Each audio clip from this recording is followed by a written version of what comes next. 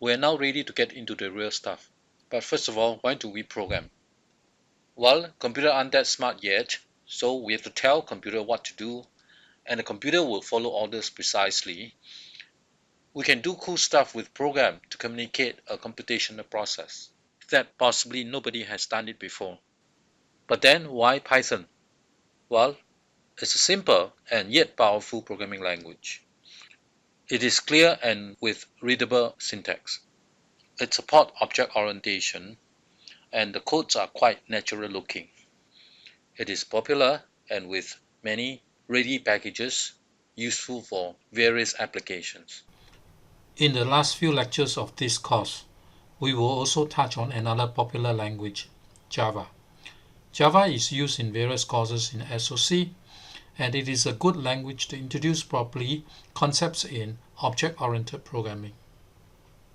It is futile to teach a language. Languages are plentiful and they are popular and be obsolete over time. What we should be learning is computational thinking. Python is just a means for us to teach computational thinking. Once you master the skill, you should be able to pick up any other languages on your own. Here we start our Python proper. Let's get down to work. As in any programming language, we just need three kinds of construct into our computer program. One, sequence that read from top to bottom and left to right. Two, condition, which is having different branches. And three, looping, which is going around till something happens. In this video, we will meet two of them, as you will see. As for the third one on looping, you will see in the next follow-up video. First, we have those that are given as primitive, just like the other sciences. Then we combine them in some way to make it bigger. And then we can name each of these combined stuff with some names or as some other abstraction for us to build even bigger program or abstractions. Okay, let's start. One, primitives. What are the kind of primitives that we are given? For example, numbers.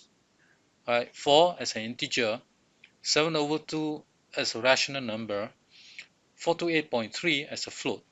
Also, we have string, str. Strings are coded within the double quote or the single quote. They are the same. You can choose either one of them. Arithmetic operators, addition, subtraction, multiplication, division, the power, integer division, modulo. Comparison operators, greater than, greater or equal to, less than or equal to, not equal. We have just seen the different types of things that we are working with. We have integer, float, string. There are other types that we need to work with. Boolean, which is true or false, start with a capital T and capital F. None, which is an absence of value. All these different types take up different storage space in the computer. We can find out the particular type of an item in the idle environment. When you key in type bracket 123, which is an integer, you will see the output as class integer. If you key in type code 123 unquote, you will see this is class string. If you key in type none, you will see this is a class none type. We can convert type from one to another. So if you put string bracket 123, which is an integer, you will get code 123 unquote. The output is a string. If you put float code 45.2 unquote, which is a string, you are converting this string into a float number 45.2. If you put integer 23.8, which is a float, you're converting this into an integer. Of course, the decimal part will have to be truncated, and you're left with 23. If you put integer code CS1010X unquote, which is a string, you're trying to convert a string into an integer. Of course, you get an error because this is unknown and nobody knows how to convert this into an integer value. Now that we have seen the primitives, we can then combine them into something meaningful. Here are a few simple examples.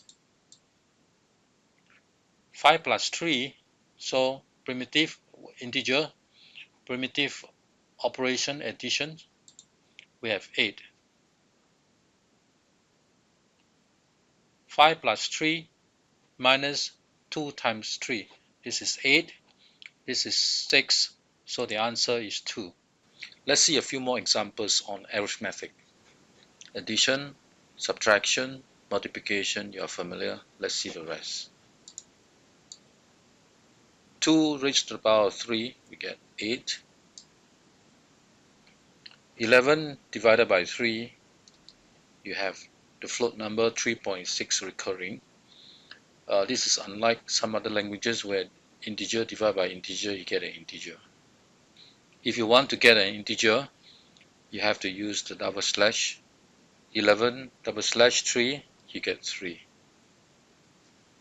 11 modulo 3, this is taking the remainder, 11 divided by 3, so you have the remainder is 2. Next, we need comparators to give true or false value.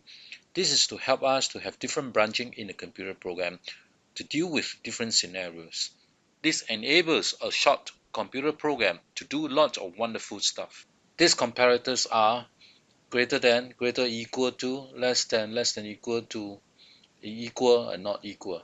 Here are some examples. 1 is less than or equal to 10. Well, this is clearly true. 5 is greater than 13. Okay, this is false. 5 less than or equal to 5. This is true. 2 not equal to 3. This is true. A string 1 equal to 1. Well, string is of a different type than the integer 1. So this is false. 1 equal to 1. This is not the same as a comparator. It's not in here. This is actually an assignment. So 1 is assigned to 1. So this is impossible. So this is syntax error. So if you want to do comparison, you have to use the equal rather than the equal. So false equal to false. Of course, this is a Boolean false. This is another Boolean false. They are the same. Yes, this is true. So we have just seen equal, double equal, and not equal. So this equal is an assignment operator. So this is not for comparison. So a is equal to 5. So you have a 5. It's assigned to a variable a. This double equal is for equality testing. It is one of the operators. A equal to 5. So this is a test of whether the variable a has the value 5, and you will return true or false. Not equal, alright, so this is also a comparator. You can say whether a variable is not equal to 5. Again, this will return true or false. To allow even more ways of comparisons, we have the so-called logic operators, or and not, besides what you have seen earlier on arithmetic and comparisons. These logic operators allow us to combine comparisons into a complex branching and thus a powerful computer program. Here is how they work. If you have A true or false, then not A, when A is true, not A is false. When A is false, not A is true. So this is quite obvious. When we have two things, A or B, A is here, true, false, B is here, true, false. When B is true, A is true, so A or B is true. So the only time that A or B is false, when both A is false and B is false, we get false. Otherwise, we always get true. Then A and B is true only when both A is true, B is true. Otherwise, all the answers are false. This is the not, or, and table. We call this truth tables. A quick note is in order. In Python 3, true and false will always be equal to 1 and 0 respectively. Anything that is not 0 or not null or not empty string will also be evaluated as true. But be careful, this does not mean that 12, a number, is going to be equal to true. So this statement is going to give you a false. Now let's see some examples of logic operators. First, OR. True or 20, true. 20 or true, which is the reverse of this. What you get? Well, this is 20 instead of true. Why is this so? We'll see it at the end of this slide. 0 or true. So this is evaluated to false, but there's OR, so true. We have true, true or 0. Again, we have the true. 1 or true, we have 1. Again, this is similar to this. 20 or true, you get 20. True or 1, well, we get true. False or 1. So with the OR, as long as any one of them is a true, we will get the one with the truth value. So in this case, 1 is the one. 1 or false, you will get 1. So looking at all this, why we do not get always true or false values? So one conclusion from here, as long as there is somebody is true under the all conditions, we will get true. Like this case, this case, this case, and this case. And also we get a value if this number is in the front of the OR statement. So 20 appear here, 1 appear here, and 1 appear here. Now, this is the nature of the OR operator done in the systems. Whenever there is an evaluation of the first part that is going to be true, or some number that is non-false, the system will not have to evaluate the second half of the OR operator. So 20 or something, 20 is not false, therefore you get the number 20. 0 is false, so OR will continue the evaluations, and true is the result that you have. True or 0, true, you have already evaluated a non-false, so you don't have to do this part of the evaluations. 1 or true, so 1 appear as the answer, and this part is skipped from evaluations. True come out. False, because this is false, so we have to continue the evaluations of this, so we get the 1. 1 is evaluated as non-false, so you do not have to do this part. You get a 1. Next, we look at the AND logic operator. True and 0. So for AND, both sides must be true, then you will get true. But 0 is representing false, so you get 0, which is also a false. 0 and true, which is the reverse of this. Again, this is false, and 0 is what you have. True and 1. 1 is representing true, so true and true, so you will get 1. 1 and true, both are true, so you should get true. And the system evaluates such that it uses the last value here, which is true. This is the reverse of this, whereas this is using the last value, which is 1. This is using the last value, which is true. True and 12. 12 is true, so this is evaluated to true, and using the last value, you get 12. 12 and true, and this is representing true value, so this is again true. True equal to 1 and true equal to 12. True is represented as 1, so this is true, and true equal to 12, but 12 and true are actually different, and this and will make this as false. False equal to 0, this is true, and false equal to empty string, though empty string is evaluated to false, but false is not the same as empty string. So this part is false, and AND operator, therefore you get false. Next, we see some example using the NOT logic operator. Not 12 equal to false. So what is this? The answer is true. Why? This statement is equivalent to, you first interpret 12, is it equal to false? This is false. 12 represent true, so true equal to false. This is not correct. So not false give you true.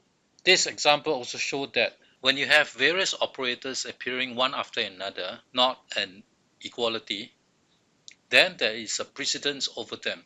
Some order we must follow. This is like you must do multiplication and division before addition and subtraction when they appear one after another.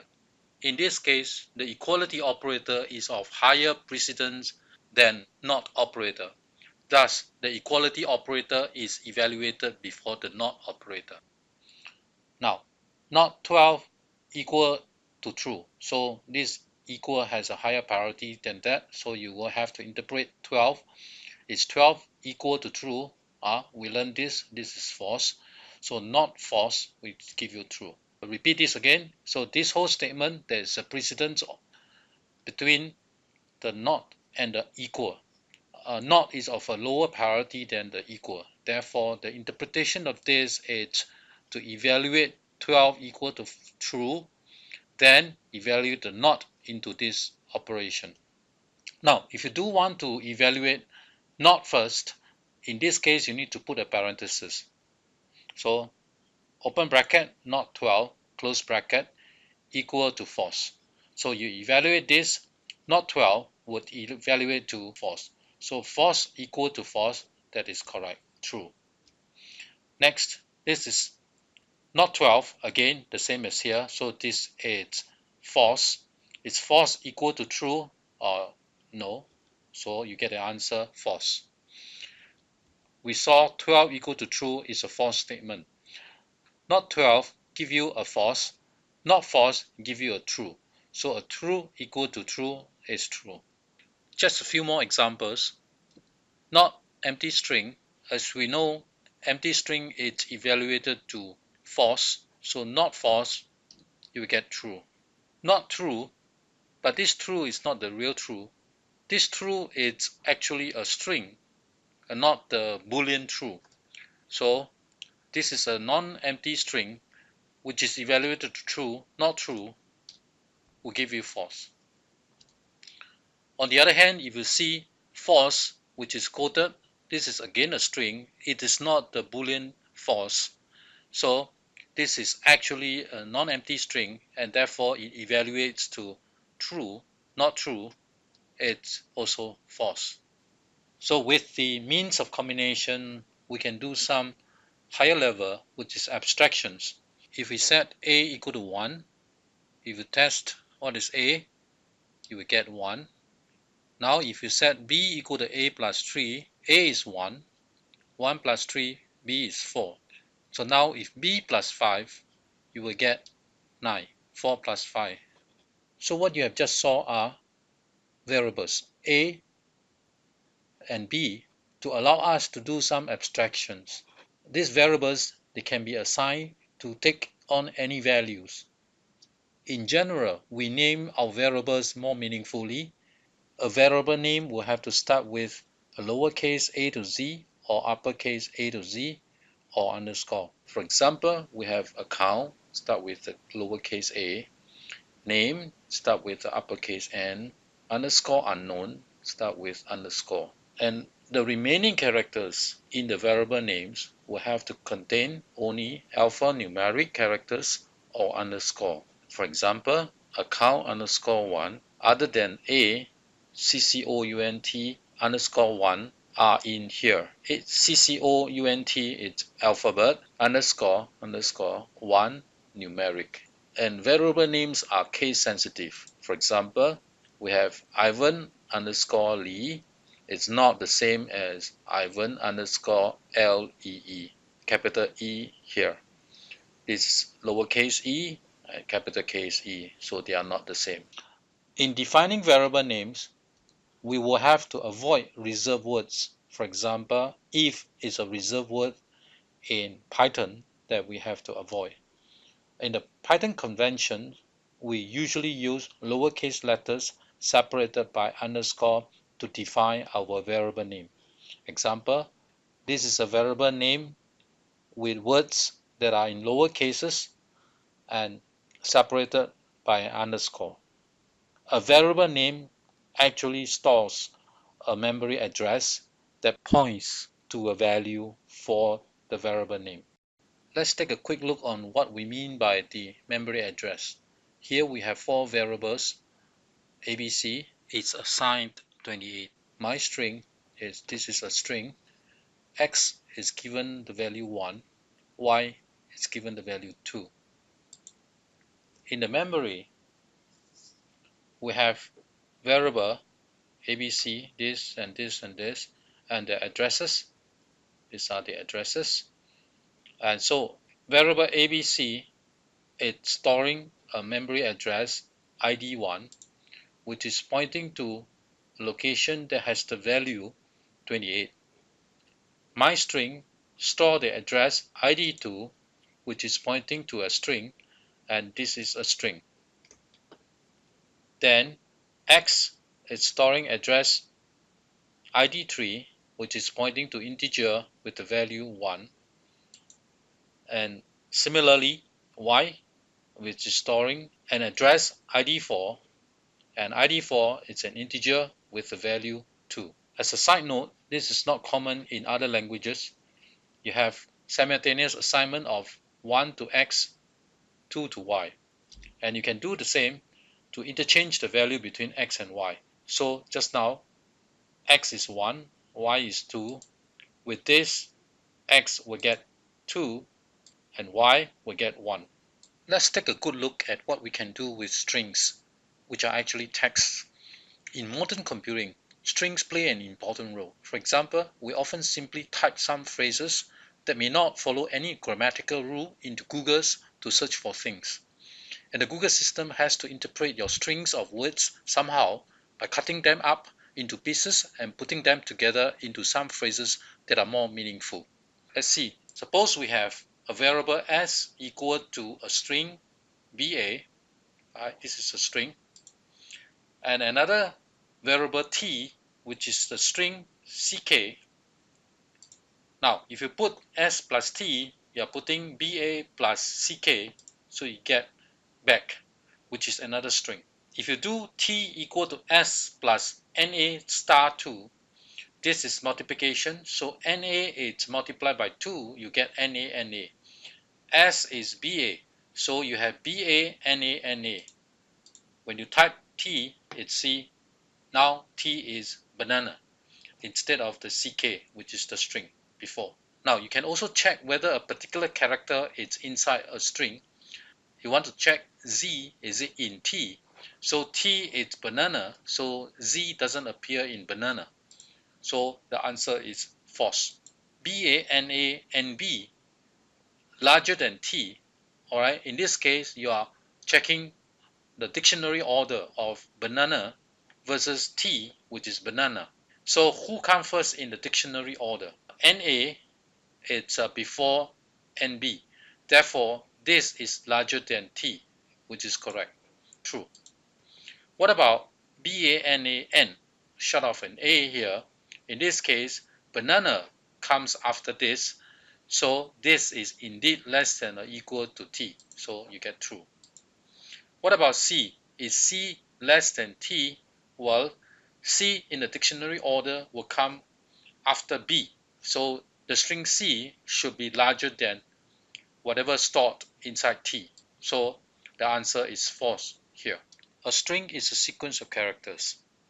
We can thus index a string, that is, when S is equal to ABCD as an example, we can refer to the particular character at position 0 inside the string. In this case, this is 0, 1, 2, 3. So at position 0, we have an A. When you refer to the second character in the string, it means 0, 1, 2, which you are referring to the character C. The indexing is such that we start with 0.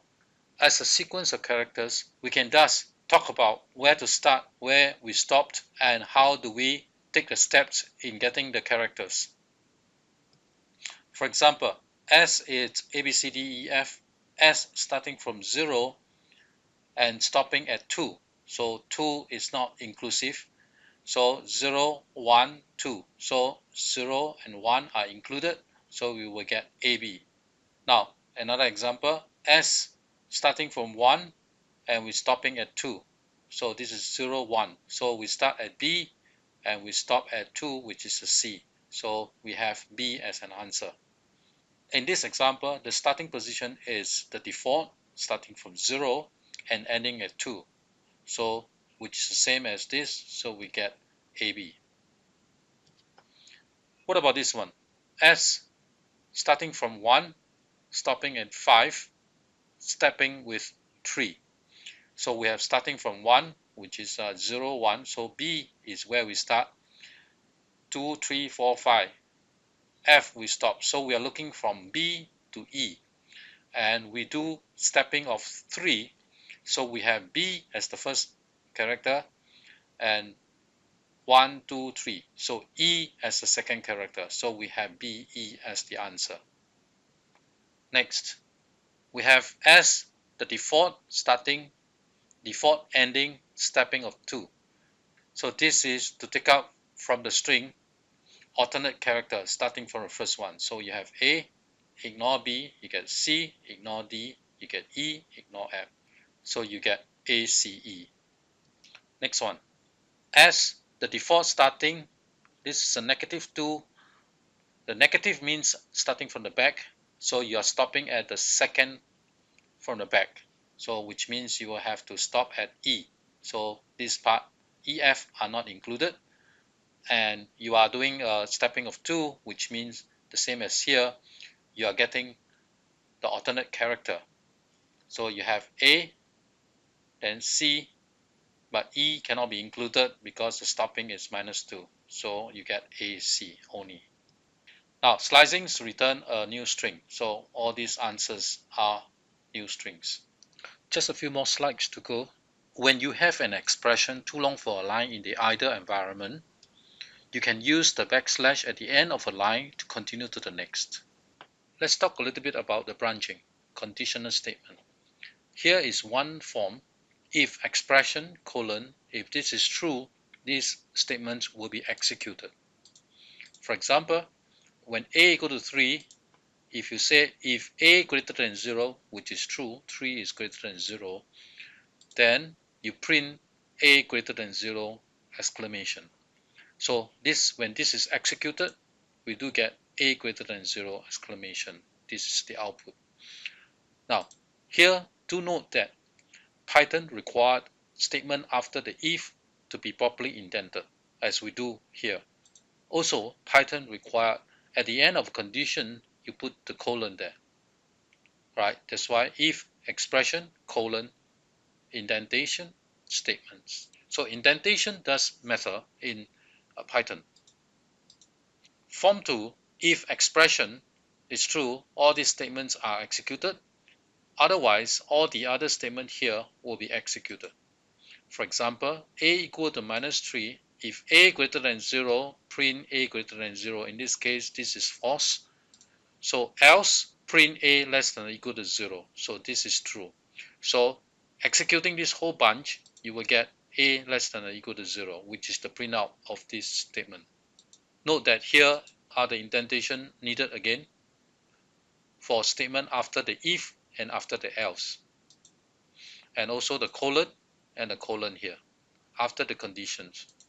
Here is the form number 3. If expression, executing these statements when expression is true. Else if the expression 2, if this is true, all this will be executed. Otherwise, all this will be executed. Here is an example. A equal to -3. If A greater than 0, print. So this is not true. Else if A equal to 0, print. Again, this is not true. A is equal to -3. Else print A less than 0. So this is true. So indeed, the output from this bunch of codes, if else if else, it's giving you the last print statement a less than 0. Now a more complicated looking one is here. If expression 1 statements, else if expression 2 statements, else if expression 3 statement. You can have as many else if as you need, and then the last is the else and statement. So here's the example. A equal to 4. If a greater than 0, print this. Well, this is true, so this will be the answer. Else if a equal to 0, print this. Because this is executed, so all these will be skipped. This a equal to 4, this is pass, but because this is already true, so this will never reach. A pass means that do nothing. Else, print a less than 0. So from all these statements, from top to bottom, a greater than 0, therefore print a greater than 0 exclamation is the output. We're finally done with Python in 30 minutes. Next, you need to watch the video on fun with either, and also the video on understanding Zoom. Zoom is the software that we use for online tutorial and online recitation. And play with either to get yourself familiar with the material we talked about so far.